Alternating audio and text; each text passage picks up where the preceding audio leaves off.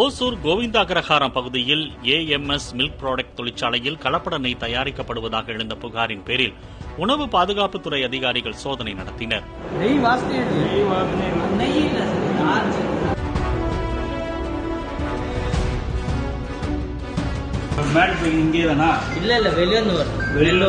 புஞ்சை படிந்த 125 கிலோ வெண்ணெயை பினாயில் ஊற்றி அழித்த அதிகாரிகள் தொழிற்சாலையின் உரிமம் புதுப்பிக்கப்படாததற்கு விளக்கம் கேட்டு உரிமையாளருக்கு நோட்டீஸ் அளித்தனர்.